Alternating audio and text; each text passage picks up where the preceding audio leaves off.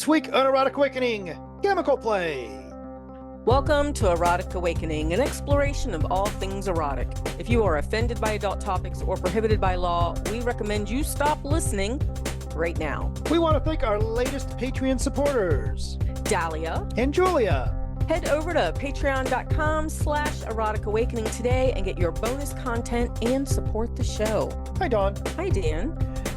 Today on the podcast, well, we have a lot of stuff coming up. We have MS at home and adult nursing, and a really interesting topic around power exchange dynamics when one of the people shows out of the norm behavior. We'll be getting into that shortly. Awesome. So those are just upcoming topics. Those are upcoming shows on the podcast, but today Fabulous. we are going to be talking about the chemical play. Ooh, chemical play. So what do you want to talk about with chemical play? Because we've got our origin story around this kink and what you've been learning for years now. Yes. So let's talk about, let me define it first, and then you can go right into the origin story. Okay. When we talk about chemical play, we are talking about muscle rubs, Tabasco. Oh, so things you can put on naughty bits. Things you can put on naughty bits Nice. and get a reaction from them. We're not talking about chemicals that you might ingest to change your view of the world. No. So yes, things, I was going to say things you could carry in your pocket, but that could cover both realms. So Right. things that you can put on the naughty bits. Yes. To elicit a response. That's a great definition. And we'll actually go into some of those things specifically in a moment. But you wanted to mention our little origin story with chemical play, where I get to say we've been doing chemical play for over 20 years. Exactly. So, so when I tell this story, I've got to set the scene just a little bit, right? Okay. Because, and I always age us when we do this, but that's just the way it is. So back then, when we were told about chemical play, there was no internet to research this stuff with, right? So we learned from word of mouth. There was no books. There was a couple of little toy bag guides that were coming out that you could buy, but there was really no easy way to figure out some of this stuff. And someone had told us about cinnamon oil and how their submissive loved having cinnamon oil put on their clit. So we decided, oh, great. Well, this is an easy kink. This is an easy thing that we can do. You get a little bottle of cinnamon oil, you get a little dab will do. Mm-hmm. We put in the power exchange. We tied me to the headboard of the bed. Fortunately. Thank God. Well, I don't know about that. I might have been running around the house after this, but a little dab will do you means a little speck will do you. If it's not diluted, right?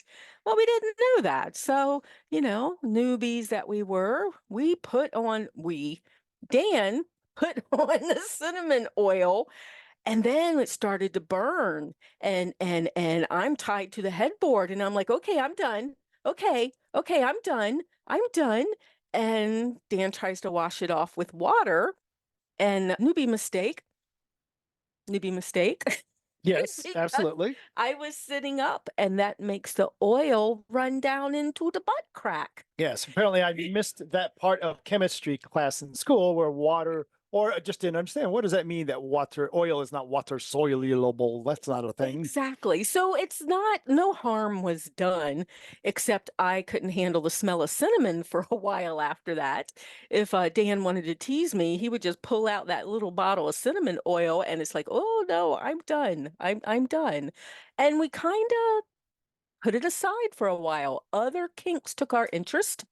And when you say for a while, you mean 18 years. Yes. So now we'll talk about how we should have used cinnamon oil and what you do when the person says they're done. And we currently play with it now. So, now that we've started looking for other kinks to retry, other things to do to see if maybe over time our interests have changed, or just to spice things up a little bit. See what I did there? Cinnamon. Yeah, spice things up. So we've looked into some new things, and now we did interview someone on the podcast years back up in New York on chemical play, and I bet that stuck in the back of your brain a little bit. It did, but it didn't translate into what they were saying into a path. So a little bit of time goes by, and now it's kind of a thing that I really enjoy. Well, it's an easy thing. You have a little bag of tips and tricks, a little bag of tips and tricks, a little bag of and tubes and vials, and Mhm. it's kind of like a chemistry professor. Yeah, and it's convenient for people that live in an RV because it's all very compact. You don't have to swing Ooh, a flog or anything like exactly. that.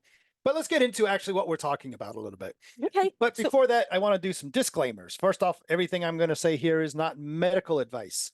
Some of mm, the stuff that we're talking about, as we will share with you, can have negative consequences according to a variety of experts. So we'll talk about that. Everyone's experience is going to vary. Now, understand that because everybody's body is different, just because I put a drop of Tabasco on one person, and there's some great examples of that. There is a story or somebody shared with me that the hottest possible Tabasco sauce, she put a drop on her clit, her friend put a drop on her clit, another friend put a drop on their clit. One person said, "Oh my God, this is the worst torture ever." The other person came 20 times, and the original person said, "This is pretty stimulating, but it wasn't terrible." well, we've had our own experience with that with the class that we taught in Tucson. Mm-hmm. So, one thing that you put on one person is usually mild for people. And we ended up having to use the counter Mm-hmm. on her after a little while. The other person had the item that should have been extreme torture and barely affected her. So, everybody's body is different. And that's pretty important to keep in mind as you're listening to this. If I say it's something like, in general, you'll find diluted peppermint oil to be very mild, that may be true in general, but it may not be true for you. Can I throw another disclaimer out there? Sure. In that know people's allergies. Absolutely. Sure. Because we are working with food grade stuff, and there's a lot of us out there with food allergies. Yep. So, Not all food grade stuff, which we'll get into just a moment. true. And there you go. So there's some basic disclaimers. And then the other one that's super important is about safe words. And Mm. you can indeed feel free to, if we were playing and I put some, let's say, a muscle rub like Bengay or Tiger Balm on an anal plug, and I put it up your ass, you might say, "Whoa, I do not enjoy this, and I would like to go ahead and red." And in which case, I will go ahead and remove that butt plug. But as you can imagine, at this point, your body has absorbed some of those chemical, some of that muscle rub. You're going for a ride regardless. Now, we'll talk a little bit about counters that can dilute the experience. But the short version of it is when the safe words don't work, like if somebody's flogging you and you call red, they stop flogging you. Right. Right. You're on for the ride. And we stress that a lot during this class. Know that going in. If you're a top negotiating, make sure you mention that once those chemicals are introduced, you're on for the ride. The counter will help a little bit, like you said, Mm-hmm. especially with stuff that's still on the skin that hasn't been absorbed yet. So it'll keep it from getting potentially worse, or potentially it'll keep it from getting worse, is how I should have ordered those words. But you are along for the ride. And I think the last time we taught this class, we said that about 100 times. Yeah, we might have overloaded it that last time. So chemical play in general, this is just the use of any substance that could be absorbed through the skin or through certain orifices. In general, people think body lubricants, chili peppers, sauces, oils, muscle rubs, like we mentioned, but there's a variety of other substances that we could talk about as well. Now, the reason you might be interested in chemical play, well, you might be a lazy fuck. And man, I don't feel like I want to get an extreme response from you, and I don't feel like swinging a flogger or hitting you with a paddle 5 times. You could have a chemistry professor kink Fair? and line it all up. When I said that at the beginning of the podcast, I was like, "Ooh, I can see you dressed up as a professor and have your chemicals lined up A there." little bit of mad person, scientist yeah, play. Sure. that would be awesome. It's also something really, it's kind of exotic. You don't normally see this in the dungeon, right? Right. So people that are like, well, I want to try something new. Well, this is absolutely something new that you could try. Mm-hmm. And Dawn, you talk a little bit about fear play. Oh, absolutely fear play. So if you guys have been listening for a while, you know I have a thing for fear play, and it's really an it's really hard to describe, but that's okay. With this stuff, there is absolutely a sense of fear for me. The first time you put the muscle rub on me, I'm like, okay, so I'm doing this. All right, I wonder what's going to happen. Is it going to drop me to my knees? Am I going to get floaty? Am I, oh, there's the heat, Mhm. and once you start feeling those reactions and knowing that you have no control, that the chemical is actually in control, there is a lot of fear play there, because as the heat starts ramping up, it's like, oh, fuck, where's this going? Right. Because I'm along for the ride. So, yeah, definitely fear play. Now the part I mentioned earlier, not medical advice. So we are going to let you know there are, well, at least 2 medical documentations of people actually passing from overuse. And in this case specifically, I'm thinking about menthol salicylate, which is the wintergreen scented ingredient that you'll find in like Bengay or Tiger Balm. Hmm. There's 2 medically documented aspects where people have died from accidental overdoses. But they slathered it Yes. on, right? So they slathered it on like, yes, sunscreen. Like sunscreen, right? So that is dangerous from that perspective. We've Mhm. certainly, I've got many, many instances of people, again, they like to put it on their butt plug and shove it in, or doing all kinds of cool stuff like that. I would start slow. See how your body reacts, right? Absolutely. For the safest approach, if you want to do chemical play, but you want to keep it safe, then limit yourself to substances intended to be eaten, right? Now, Or brush your teeth with. or brush your teeth with, which we'll get to as well. Now, granted, you still have to know your allergies, and there even just about anything can be toxic if it's over applied. If you grab a bottle of the hottest hot sauce and chug it on down, Oh, no. yeah, that might not go well for No, you. no, no. Now, we've mentioned the word counters a couple times. Counters, as we mentioned, are substances that might reduce or minimize the effects. You can't rely on them, but they are valuable to keep on hand. And generally, they will minimize the effect or reduce the effect. And again, I want to point out here that counters, some of them are food grade. Make sure you know people's allergies. Mm-hmm. So, I mean, for some of us, we know our own selves, so we know to look at gluten and things like that. But one of these counters is dairy. Yep. And the last class we did, someone brought up their dairy allergies. Yeah. So that was good during negotiation. That is a great call out. When you are topping for this, you're going to use a Q-tip as an applicator so that you have a great level of control. And you keep it off your own hands. Absolutely. There's a huge difference between a drop of cinnamon oil and a splash of cinnamon oil, and you want to be able to control that. No, oh, I just clenched completely up. So when we talk about chemical play, what are some of the sensations? Now we generally use mild and medium and heavy. There's extreme as well. This will be the second time I say everybody's bodies are different. So just because we're saying this is going to be mild, and I have a great example of that as we go through here. So for example, in the mild category, we have cinnamon toothpaste. Cinnamon or mint toothpaste. Of course, this is the exact same toothpaste that you brush your teeth with. Put a big old dollop of cinnamon toothpaste in your hand and rub it all over your cock or rub it into your puss. And in general, people suggest this is a mild sensation. For the most part. For the most part. I have a partner that thinks this is the worst torture ever. People are different. Right. I have applied the cinnamon toothpaste to my own cock and anally, and I find it mildly stimulating, mildly tingly, but not the biggest deal in the world. Matter of fact, nothing that even occurs to me that, oh, I should bring in the cinnamon toothpaste while I take a shower today. It just doesn't, it's mild enough that I don't even think about it. And we've done a few of these, like on my nipples, Mm-hmm. where it's the same thing. It's like some people would get a response, but my nipples are, God, I don't want to use the word tough.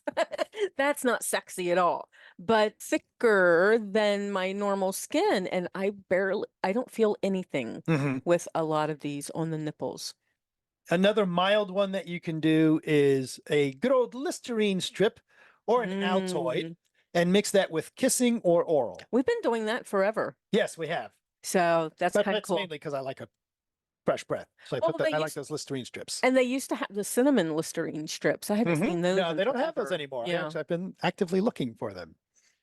When you think about a more medium, right, bringing it up a notch, Bengay, Icy Hot, all of the muscle rubs, they are considered more of a medium feel. Nah, man, for me, you slapped that on me while I was standing in the kitchen.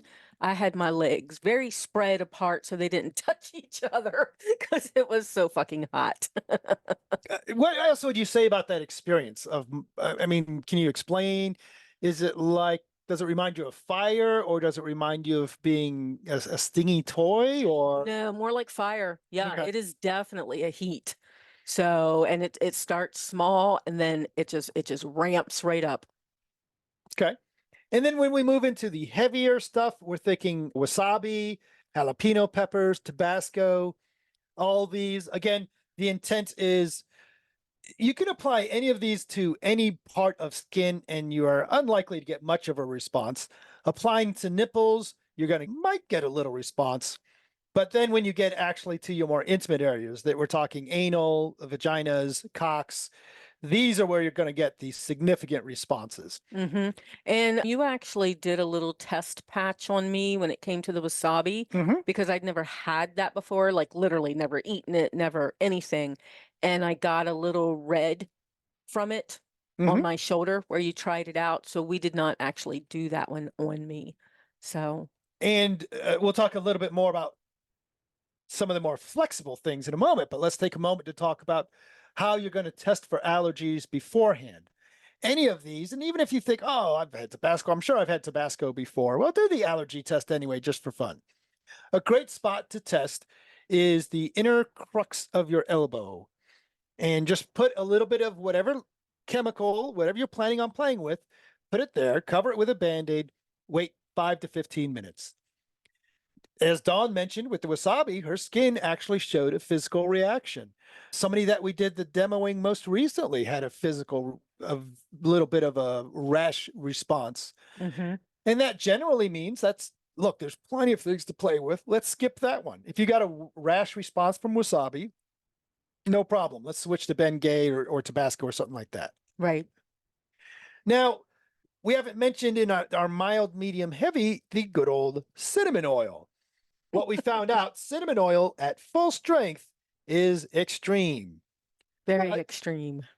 So what I've done is I've got some diluted cinnamon oil with a 20-to-1, 10-to-1, or 5-to-1 dilution ratio, where I'm diluting it with another substance by that much so that I can have a little bit of control between the mild, medium, and heavy cinnamon oil effects. Right. So, and here again, I like to point out allergies because what you're cutting it with is another oil, which can be the jojoba, if I pronounce that right, olive oil, avocado oil. So if someone is allergic to, make sure you tell the people while you're negotiating what you've diluted it with, because again, some people can be allergic to whatever oil it is that you're using. So, Dawn, I'm going to test your knowledge Okay. on counters. Oh, I'm not good on counters. I'm not a top, but let's see what I can do. Okay. If I was going to use mint toothpaste on you, what counter would I have nearby? Probably soap and water on a washcloth. Ding! That is Oh, correct. nice. Again, the idea of counters, if you were doing needle play, then you would want to have a sharps container nearby and hopefully, just in case things go wrong, some bandages or something to deal with perhaps an unnecessary amount of blood. Right. Counters are the exact same thing. If things go funny, I want to have these on hand to help counter the effect. Right. So always have these with you, kind of like with safety scissors. Exactly so. So, all right, Dawn, the counter for icy hot. The counter for icy hot, I don't know, but if I was the bottom, what I picture is cold, sour cream. Really? Hot, nope. Soap and water. You Okay. immediately wipe off as much as you can that's, not been ingested into the skin yet or absorbed into the skin, and then soap and water. So as the bottom, what I remember is hot, hot, hot, hot. Put cold on, put cold Correct. on. So no, soap and water. Yep. Good to know. And how about Tabasco?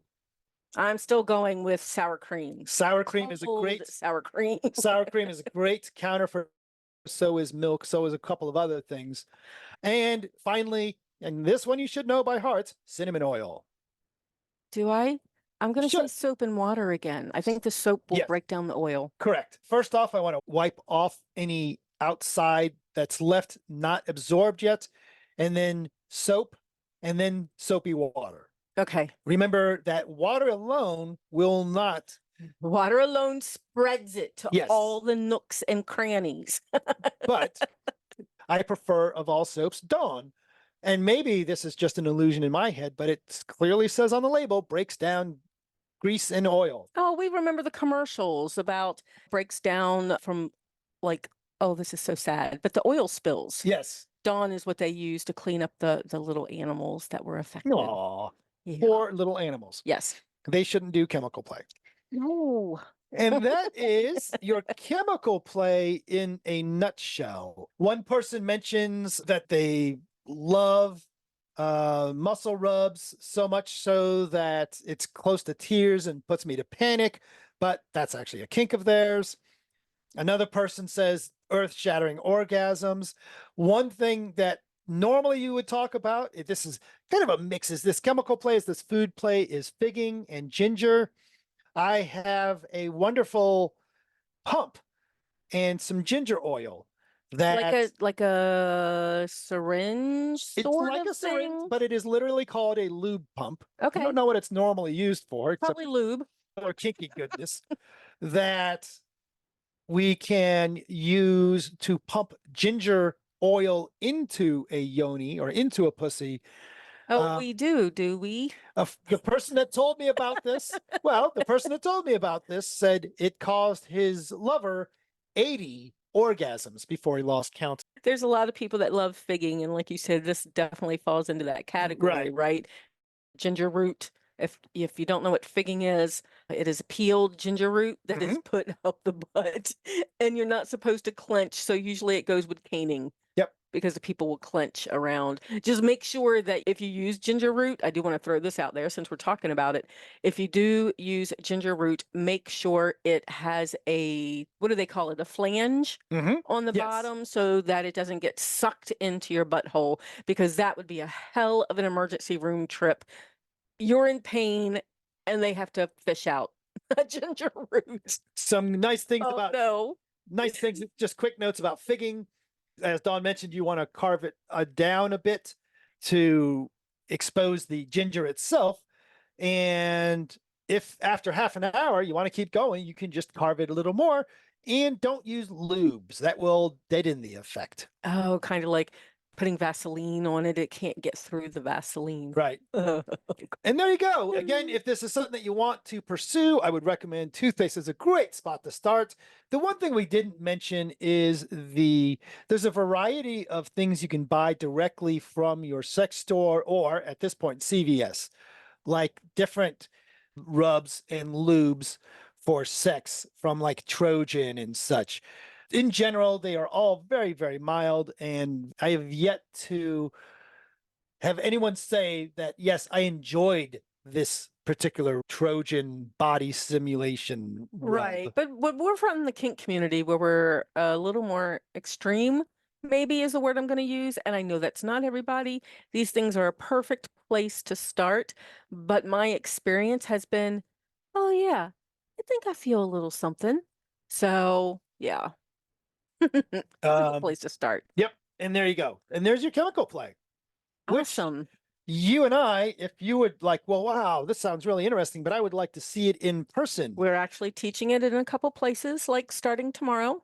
So as of tomorrow, you can find us in Ohio teaching this, but after that, we will be in Maryland, Pennsylvania, Indiana, Chicago, Michigan, Kansas City, and Las Vegas. So keep up with all our events, book news, discounts, and more via the Erotic Awakening newsletter. and get your EA shout out like Glenn from Pennsylvania, Kaylin from Ohio, Sir Sin from Texas, and Jazz from Georgia. head over to eroticawakening.com and subscribe today. Indeed. So, Dan, we do have a few tentacles. No food on boobs, I don't think. So, but on our Discord, a lot of people, when they come across the tentacles, like to send them to me, or Instagram. I get some on personal messages on Instagram too.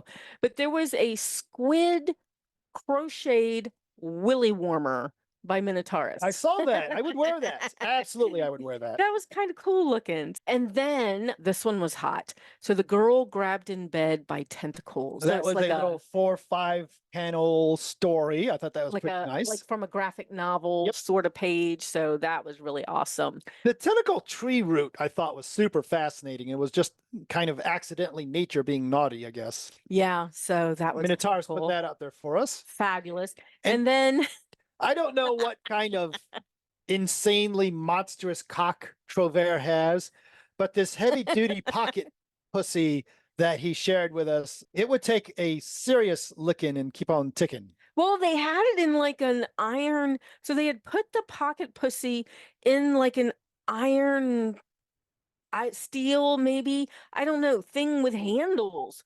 So I'm like picturing this dude with a pocket pussy on his penis going kind of like a jackhammer. I want to see what his arm muscles look like, because that takes some strength. You go ahead and keep picturing that. Be part of the Erotic Awakening community. You can support us on Patreon and get early access to the podcast, a free version of the audiobook Polyamory Toolkit, free ebooks, member-only Discord access, and more. Find all the goodies at patreon.com/Erotic Awakening today. And help others find us. Take a moment to support the podcast. Rate us on Apple Podcasts, Google Play, Spotify, or wherever you listen. Or just tell your friends. Join the conversation with us and other listeners. Use the links from the Erotic Awakening website for our growing Discord channel. Feel free to reach out to us. Contact us with questions, podcast comments, or just to say hi. We are Dan and Dawn on FetLife. Erotic Awakening on Instagram. Or just email us at dananddawn@eroticawakening.com. Bye, Dawn. Bye, Dan.